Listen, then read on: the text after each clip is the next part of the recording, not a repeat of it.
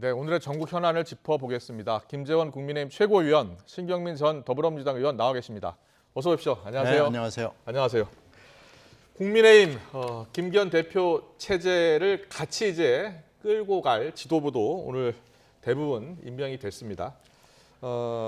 먼저 김재원 최고위원님, 먼저 최고위원 되신 거 축하드리고요. 예, 한 달 동안 못 나오셨습니다. 최고위원 출마하셨기 때문에 이제 최고위원 되신 다음에 이제 오신 건데 국민의힘 지도부 인선이 상당히 궁금했거든요. 그래서 과연 연포탕 그런 인선을 하느냐, 탕평 인사를 하느냐가 주목됐었는데 지금 인사를 한 걸 보면은 연포탕 인선 같지 않아요. 어떻게 보셨어요? 그런데 이제 그 인선 과정에서 여러 가지 그 고려가 많이 있었는데요. 당직을 실무적으로 맡아서 당을 운영해야 될 사무총장이나 조직부총장 이런 쪽의 그 실무진은 네. 아무래도 당 대표와 직접 소통이 잘 되고 좀 그 평소에 당을 운영해 본 경험이 있는 분 위주로 네네. 선정을 했고 예. 사실 최고위원 중에서도 지명직 최고위원을 한 분 선임할 수 있는데 그렇습니다. 그분은 이제 유승민 의원의 최측근으로 알려진 강대식 강대식 의원을 의원. 임명함으로써 네. 나름대로는 뭐 연대, 포용, 네. 탕평의 정신을 좀 살렸다라고 보여집니다. 그러나 뭐 미흡한 부분이 있을 수는 있지만 그것은 이제 차차 당을 운영해 가면서 또 보완해 나가야 되지 않을까 생각합니다. 네, 김재원 최고위원의 말씀 들었고요. 신경민 의원님은 어떻게 보셨어요? 처음부터 뭐 이 식당에 대한 기대가 전혀 없었다고 얘기할 수 있죠. 예. 근데 이제 기대 이하인 것은 맞는데 실제 메뉴판에는 연포탕이라고 써놓고 윤심탕을 끓여내온 거예요. 윤심탕 같습니까? 그러니까 하여튼 예. 이게 연포탕 전문 식당 아니에요. 네. 그런데 연포탕을 그래도 한번 주문을 해볼까? 그리고 이제 여러 사람이 얘기를 해서 주문을 한 건데 네. 그렇게 안 나온 거죠. 전혀 엉뚱한 음식이 나온 거니까 네. 사실 어떻게 보면 뭐 주방장 마음이니까 할 수는 없는데 앞으로도 그럴 것 같습니다. 앞으로도 그럴 것 같다. 앞으로도 예. 이 식당에는 메뉴판에는 연포탕이라고 올라와 있지만 네. 연포탕은 기어코 안 나올 것 같아요. 그렇습니까? 연대 포용 탕평 사실 이번 당 대표 경선 때 보면요, 김재원 최고위원님 보면 김기현 대표가 53%로 됐잖아요. 네. 47%는 사실상 또 다른 후보한테 찍은 표가 있기 때문에 그래서 역시 그쪽도 배려해야 된다라는 이야기가 많았었잖아요. 근데 왜 그게 잘 안 됐을까요? 그런데 물론 뭐 배려를 하는 것이 또 당내의 역학구도에 맞는 것이고 앞으로도 그렇게 배려를 해가겠지만 지금 당직 인선한 분이 몇 분 되지 않거든요. 그리고 특히 실무적으로 대표를 뒷받침할 분들 위주로 곧바로 이제 임명을 한 것이니까 앞으로 또 그런 좀 더 지켜봐야 되는 겁니까? 말씀하신 대로 여러 가지의 당직 인선 과정에서는 좀 드러나지 않을까 생각하고요. 근본적으로는 사실 말씀하신 대로 그 투표율의 말씀을 하셨지만 당내에서 안철수 후보가 추천할 수 있는 인적인 구성이나 또는 그 나머지 또 황교안 후보 또 천하람 후보 측에서 내놓을 수 있는 분이 과연 뭐 몇 분이나 될까도 저는 조금은 의문이거든요. 그러니까 이제 이런 모든 것을 생각한다면 지금 말씀하신 대로 비율대로 뭐 인사를 한다든지 하는 것은 그렇게 비율대로 정확히 맞출 수는 없지만 그래도 의견을 듣는다거나 그쪽에서 열심히 애썼던 당직자도 있을 거고 의원들도 있을 거 아닙니까? 그것은 뭐 충분히 이제 앞으로 고려를 해야 되겠죠. 그렇군요. 오늘 안철수 의원을 오후 2시에 카페에서 만난다고 하더라고요. 네. 김기현 대표가 오늘 만나서 어떤 이야기 나누는 겁니까? 보통? 뭐 일단은 저 경선 과정에 여러 가지 또 많은 이야기가 있었잖아요.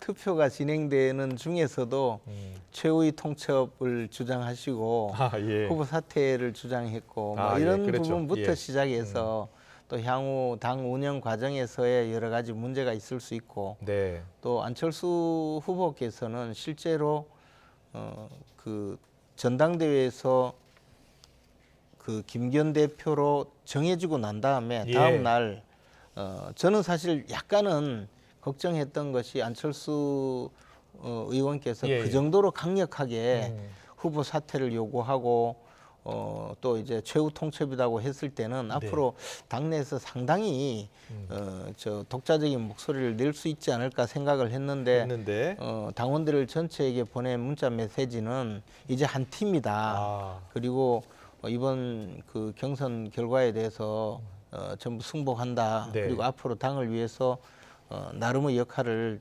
충실히 하겠다 이런 메시지였거든요. 그래서 안철수 의원도 앞으로 뭐 그 김기현 대표의 네. 어떤 당 운영에 적극적으로 협조할 거라는 생각을 했습니다. 그런 그렇게 보시는군요. 그런 예. 전제 아래 예, 그런 저 어떤 과정이 있었기 때문에 김기현 대표도 충분히 만나서 오히려 좋은 이야기를 서로 나눌 수 있지 않을까 생각합니다. 그렇군요. 예. 안 의원 뭐 아무래도 공수처 고발 문제 뭐 얘기하겠죠. 그런데 그런데 그 금방 말씀하신 여러 가지 안 의원 쪽에서의 제스처로 봐서 이건 뭐 취하 내지는 취소 절차를 밟으려고 할 것이고 뭐 좀 자리 좀 주겠죠 뭐. 그렇게 보세요? 대통령실 개입 관련해서 지금 정무수석을 공수에 고발한 상황이기 때문에 그걸 처리할 가능성도 이야기하시네요. 네, 이거 그대로 갖고는 아마 안 의원이 자리 보존하기 힘들 겁니다. 안 의원이 23% 정도 얻었잖아요. 네. 그걸 어떻게 평가하세요? 안 의원의 이름값이죠. 안 의원은 이번에 본인을 도와주는 전 현직 의원이나 당협위원장이 한 명밖에 없었잖아요. 네. 그러니까 그렇게 따지면은 안 의원의 이름값으로 23% 정도 나온 건데 네. 어떻게 보면 많이 나온 거고 어떻게 보면 안 나온 거고 그렇지 않겠어요. 그런데 지금 이렇게 정무수석이 아니죠. 그 수석까지 고발을 해놓은 상태를 가지고는 안 의원이 아마 계속 가기는 매우 어려워 보여요. 그리고 본인의 메시지도 그렇고요. 그렇게 봐서 뭔가 유연한 또 내지는 하여튼 부드러운 메시지를 내지 않으면은 좀 어려운 상황이 아닌가 생각이 되고요. 안 의원 본인에게도 뭐 약간의 롤이 있겠지만 안 의원 쪽에서 추천하는 사람들에 대해서 여러 가지 배려가 있을 수밖에 없죠. 네. 그런데 오늘 대통령실 용산 대통령실에서 지도부 만찬 있다면서요? 오늘 가시는 겁니까? 네. 예. 오늘 이제 저녁 6시 이후에 그 신임 그 지도부 전원하고 정진석 전 비대위원장이 함께 전 비대위원장도 가시고 갑니다. 가서 주로 어떤 이야기 할 것 같습니까? 뭐 처음 가시는 거잖아요. 네, 아니 기본적으로는 그 신임 그 당 대표가 선출되었고 또 최고위원들이 선출되었기 때문에 대통령으로서 뭐 당 지도부에 좀 바라는 당 운영과 관련해서 좀 협조 요청도 하고 당부 사항도 있지 않겠습니까? 또 당 대표의 입장에서도 대통령을 만나서 당 운영과 관련해서 자신의 의견을 좀 피력하고 나누는 그런 자리가 될 거라고 보고요. 저도 대통령께 직접 전화를 받았는데 직접 전화를 다 하셨나요? 저는 전화를 받았는데요. 전화 뭐라고 하시던가요? 뭐 축하하는 그 말씀이신데 일단 상당히 그 좋은 평가를 하시더라고요. 그래서 전체적으로 아마 대통령께서도 신임 지도부에 대해서 기대하는 바가 좀 있지 않을까. 그리고 앞으로 뭐 그 점에 대해서 또 국정 수행과 관련해서 당 지도부가 어떤 역할을 했으면 좋겠다라는 그런 의견도 있지 않을까 생각합니다. 자, 뭔가 야당에서는요 지금 대통령실이 결국 공천에 개입하려는 거 아니냐, 친윤 지도부로 다 만든 게 그런 이야기를 하고 있어요. 거기에 대해서는 어떻게 예상하세요? 뭐 당연히 그렇게 되지 않겠어요. 사무총장도 사무총장이지만 조직하고 전략부총장도 아주 뭐 윤심을 핵심적으로 이행할 수 있는 사람들로 지금 모아놨기 때문에 일사불란하고요. 이건 윤심탕으로 갈 수밖에 없는 지금 구도를 만들어 놨고 몇 사람을 지금 끼워 넣었다고 주장을 하는데 저는 그 주장에 대해서 전혀 동의할 길이 없습니다. 동의하고 싶지만 동의할 길이 없는 것이 지금 지명직 최고위원의 뭐 유승민계를 집어넣었다 그러는데 이분은요 고무신 바꾸시는 지 좀 됐고요. 아, 그렇습니까? 네. 그리고 뭐 또 다른 사람 얘기도 하는데 지금 현재 99%가 넘는 전현직 의원과 당협위원장들이 캠프에 있었기 때문에 네. 윤심이 거의 99 내지 100% 밀어줬는데도 53%밖에 득표를 못한 거거든요. 예. 그러니까 김기현 후보의 어떤 경쟁력이 말하자면은 이 정도밖에 되지 않는 거고, 네. 그 윤심이 후보를 잘못 고른 거죠. 네. 사실 윤심이 이번에 되는 분하고 내가 손을 맞잡고 같이 가겠다 그랬으면 아무 문제가 없는 것을 예. 나는 윤심이요라고 세계 만방에 선포를 했는데 53%밖에 안 나왔기 때문에 이걸 이제 당원들이 어쩔 수 없이 받아들였다는 느낌을 지울 수가 없는 거고요. 네. 그럼에도 불구하고 뭐 연포탕을 그렇게 한 달 내내 외쳤는데 끓여놓은 메뉴에서 예. 나온 것은 이런 연포탕밖에 네. 나오지 않았기 때문에 앞으로 뭐가 어떻게 돌아갈지 하는 것은 불보듯 뻔한 거고요. 네. 이건 뭐 제가 예언 내지는 예측을 저만 하는 게 아니고 온 지금 삼천리 방방곡곡이 다 하는 거기 때문에 틀릴 수가 없을 겁니다. 알겠습니다. 앞서 저기 안철수 캠프 쪽에서 그 시민사회 수석을 고발을 했군요. 그렇죠? 그렇죠. 강승규 시민사회 수석을 고발했다고. 시민사회수석이었습니다. 예, 정정을 하겠습니다. 여야는 오늘도 정부 강제동원 해법안과 관련해서 충돌을 이어가고 있는데요. 여야 목소리를 듣고서 이야기 더 나눠보겠습니다.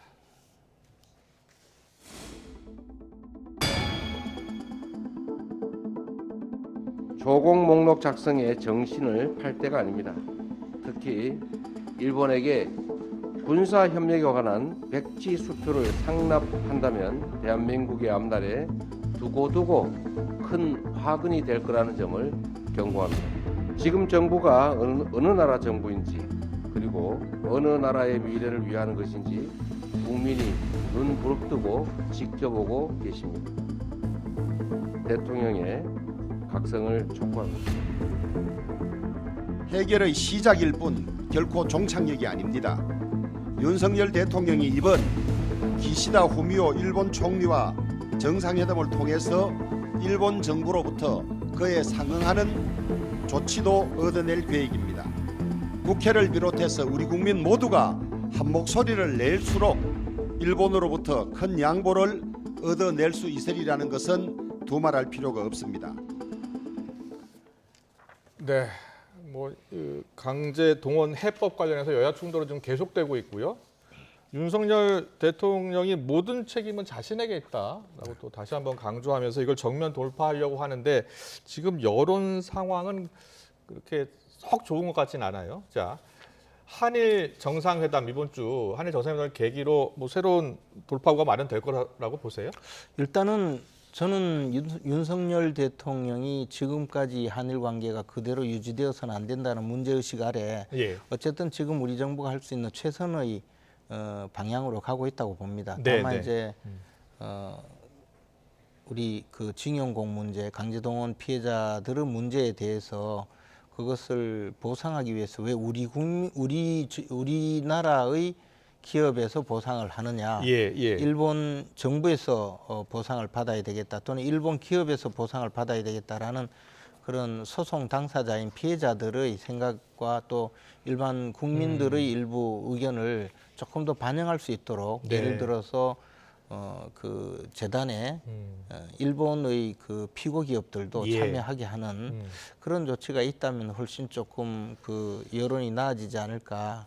그래서 이제 그런 방향도 앞으로 좀 노력을 해서 관철시키는 것이 어떨까 하는 생각은 개인적으로 갖고 있습니다. 그리고 뭐 그것을 포함해서 결국에는 이것은 지금 한일 관계가 워낙에 그 경색되고 닫혀 있다가 보니까 사실 우리 기업이라든가 우리 산업 현장에서 받는 피해도 굉장히 크거든요. 그런 것을 극복해 가면서 결국은 한일 관계가 정상화됨으로써 우리나라에 어떤 또 현실적인 이익이 있고 우리 또 안보 문제에서 어떤 이익이 있는지를 국민들께 소상하게 이제 알려줌으로써 이 문제를 해결해야 되지 않을까 생각합니다. 일본 정부에서 특히 기시다 총리가 어떤 대책을 내놓을지, 그러니까 진정한 사과를 한 번 더 할지, 그리고 앞서 말씀하신 대로 전범 기업들이 그 기금에 참여를 할지 여부가 핵심이잖아요. 일단 말은 나와 있지만은 전범 기업들이 안 하겠다는 거 아니에요. 네. 네. 미래 기금에만 참여 여부를 지금 근데 지금 좀 미래 확인하고 기금이라는 있는 건 지금 청년을 위한 거기 때문에 갑자기 왜 이게 나왔는지 지금 연관 관계 내지는 연계가 전혀 안 돼 있고요. 네, 이게 네. 상당한 시간이 있었는데도 불구하고 정부 특히 외교부가 할 수 있는 최소한의 기본 조치와 절차, 설득 절차를 여러 사람들이 조언을 했어요. 그런데 이걸 하지 않았습니다. 그러면서 갑자기 대통령이 내가 책임지겠다라고 그러면은 예. 벌써 대통령이 지금 취임한 지도 아직 1년이 안 된 상황에서 역사와의 대화를 시작을 하면은 안 된다고 봅니다. 예.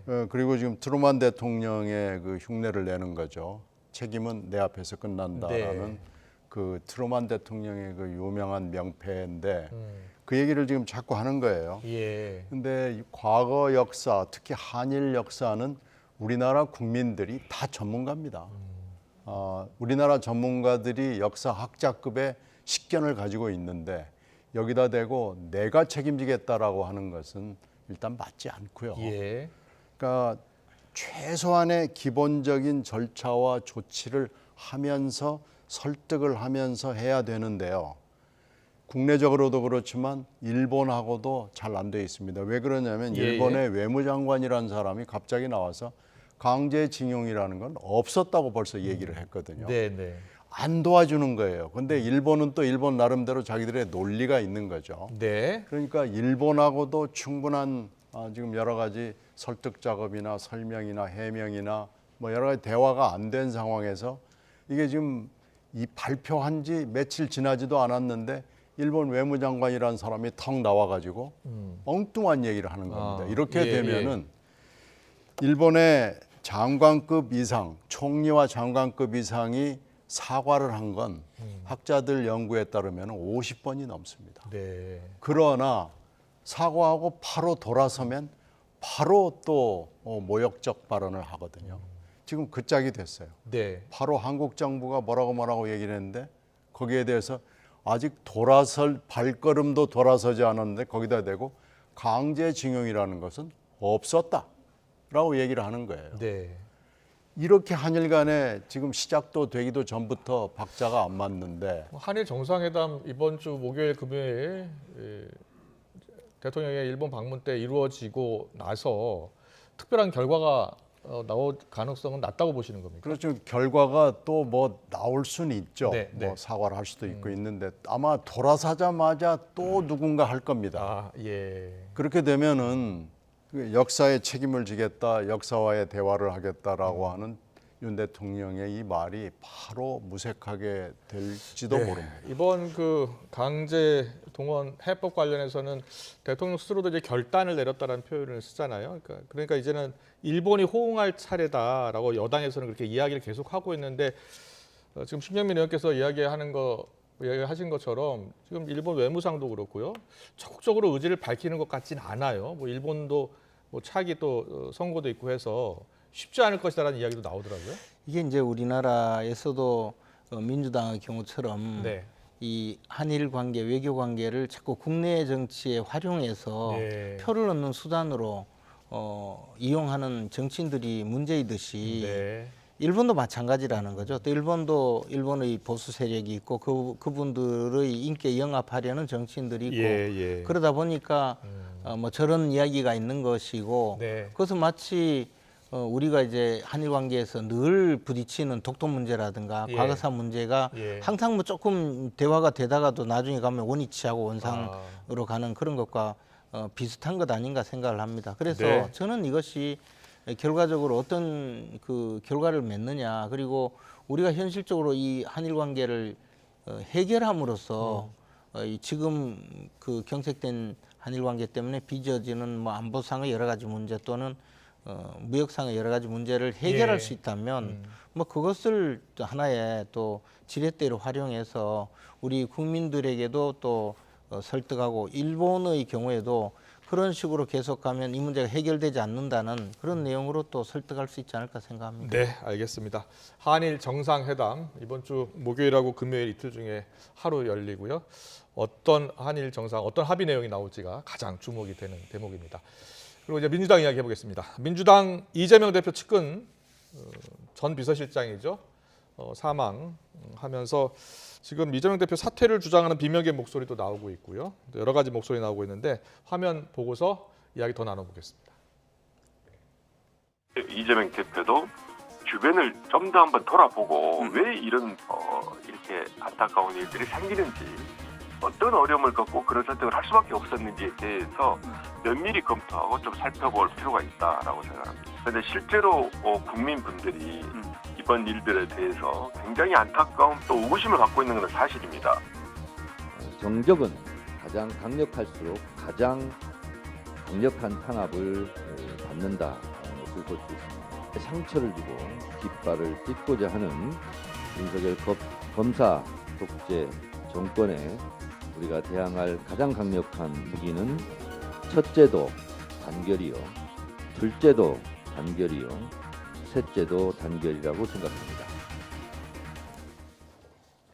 네, 지금 민주당은 이재명 대표를 중심으로 친명계는 단일 대우를 계속 강조하고 있고요. 비명계에서는 이제 사법 리스크 이야기를 하면서 뭔가 좀 결단을 내려야 되는 것 아니냐라고 압박을 하고 있는 모양새입니다. 지금 전반적으로 비명계 의원들 목소리는 어때요? 비명계 의원들 중에 몇 분이 이제 이번 그 극단적인 선택을 보고, 특히 비서실장의 극단적인 선택과 그 이후에 벌어지는 여러 가지 모습을 보고 이건 도저히 아니다라는 분위기가 분명히 존재하죠. 네. 그런데 이건 뭐 전혀 예상치 못했던 일이고요. 예, 예. 이 정도로 수사가 진행이 됐고 이 수사에 대해서 이런 대응이 있었구나라는 거에 대해서 좀 깜짝 놀랐습니다. 왜 그러냐면 이분이 수사를 받은 것은 좀 알려져 있었는데, 그리고 지난번에 공범으로 여러 번 성남 FC 사건에 검형이 됐고요. 그리고 수사 과정에서도 문상을 한 것 때문에 김성태 회장하고 관계에서도 이름이 나와서 조사를 분명히 받았다 하는 것은 다들 알고 있었지만, 거의 이재명 쪽에 있는 분들이 이분하고 연락이 없었다는 거예요. 그러니까 이분이 좀 소외됐다, 버려졌다라는 어떤 그런 감정을 느낄 수밖에 없었다라는 것을 이제 이번에 알게 된 거죠. 그래서 이런 대목에 대해서는 이건 그 두 가지 사건에 대해서 내가 책임을 질 테니까라고 캠프에 어느 분이 얘기를 하든지, 아니면 이 대표 본인이 직접 내 책임이니까 당신 책임은 없는 거다라는 언질이나 뭐 이런 정도의 말씀이 있었어야 될 거예요. 근데 이제 이분이 공범이 돼 있거든요. 그리고 상당 부분의 책임이 있는 공범이라는 거, 종범도 아니고 거의 공범 수준이 돼 있기 때문에 이분이 직업 공무원 출신으로서 굉장히 많은 부담을 느끼고 있었던 것이 분명해 보여요. 그런 점에서도 여러 가지 면에서 좀 소홀함이 있었고, 검찰의 수사도 물론 뭐가 있었겠죠. 그리고 뭐 보통 사람이 검찰 수사를 받으면 수사 대상이라는 것만 가지고도 심대한 심적 압박이 있는 건 맞는 거고요. 비명계의 목소리가 앞으로 더 커질 것 같습니까? 어떻게 전망하세요? 지금 2차 체포 동의안이 뭐 언젠가는 오지 않겠어요. 시간의 문제일 뿐이지 이것은 피하지 못할 거예요. 그렇게 되면은 2차 체포 동의안을 앞두고 이런 비참한 비보가 왔기 때문에 이건 목소리가 잦아들 수는 없습니다. 네, 알겠습니다. 국민의힘 김재원 최고위원께 여쭤보고 마무리하겠습니다. 정치 내려놓으시라, 더 이상 희생 없도록 해달라라고 이제 유서에 남긴 것으로 전해졌잖아요. 이재명 대표가 어떻게 해야 된다고 보세요? 근데 이재명 대표가 뭐 정치를 내려놓겠습니까? 그리고 그분의 그 평소 품성으로 봐서 내 책임이다 이렇게 이야기할 분도 아니잖아요. 이미 이미 그 김문기 씨가 그 극단적인 선택을 하고 지금 또 김문기 씨를 모른다고 해서 재판을 받고 있지만 그때 당시에도 김문기 씨에 대해서 뭐 아예 거들떠 보지도 않는 그런 태도였거든요. 그런데 그 김문기 씨도 자기가 그 실무진으로 참여한 일에 대해서 처벌을 받게 되니까 두려움에 사실은 극단적인 선택을 했는데 이번에도 비슷한 과정을 거치고 있거든요. 근데 이번에는 이제 유서에서 제발 좀 그 주위 사람들에게 진솔하게 대해라라는 그런 취지는 너무 거짓말을 하신다. 어떻게 이렇게 가장 가까이 있는 사람한테도 이렇게 거짓말을 하고 죄를 뒤집어 씌우느냐 그런 섭섭함과 그에 대한 피해 의식이 아닐까 생각을 하는데요. 이재명 대표님은 사실 지금이라도 자신이 어떤 일을 했는지를 명확하게 고백을 하고 떳떳하게 영장실질심사를 받고 죄가 있으면 빨리 교도소로 가시는 것이 우리 국민들을 지키는 길이라고 생각해요. 이러다가 또 달리 또 비극적인 일이 안 일어난다는 법이 어디 있습니까? 그래서 수사당국에서도 빨리 이재명 대표는 구속해드리는 것이 국민의 생명을 지키는 길이라고 생각합니다. 네, 알겠습니다. 여야 입장 여기까지 들어보겠습니다. 김재원 국민의힘 최고위원, 신경민 전 민주당 의원과 함께 짚어봤습니다. 잘 들었습니다. 네, 고맙습니다. 고맙습니다. 감사합니다.